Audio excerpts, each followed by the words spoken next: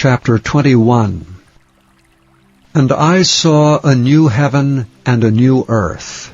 For the first heaven and the first earth were passed away, and there was no more sea.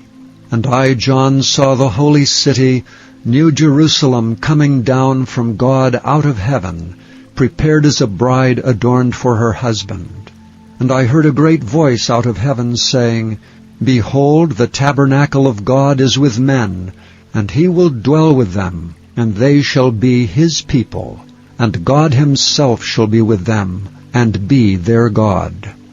And God shall wipe away all tears from their eyes, and there shall be no more death, neither sorrow nor crying, neither shall there be any more pain, for the former things are passed away. And he that sat upon the throne said, Behold, I make all things new. And he said unto me, Write, for these words are true and faithful. And he said unto me, It is done. I am Alpha and Omega, the beginning and the end. I will give unto him that is athirst of the fountain of the water of life freely. He that overcometh shall inherit all things, and I will be his God, and he shall be my son. But the fearful, and unbelieving, and the abominable, and murderers, and whoremongers, and sorcerers, and idolaters, and all liars, shall have their part in the lake which burneth with fire and brimstone, which is the second death. And there came unto me one of the 7 angels, which had the 7 vials full of the 7 last plagues, and talked with me, saying, Come hither, I will show thee the bride, the Lamb's wife.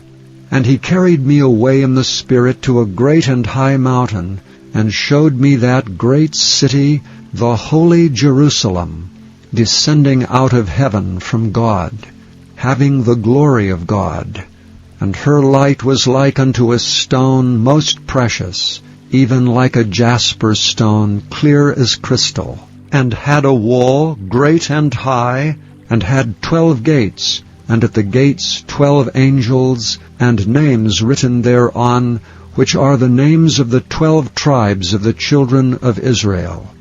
On the east 3 gates, on the north 3 gates, on the south 3 gates, and on the west 3 gates.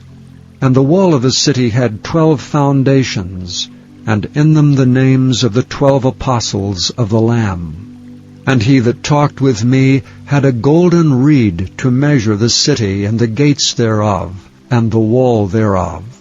And the city lieth foursquare, and the length is as large as the breadth. And he measured the city with the reed 12,000 furlongs.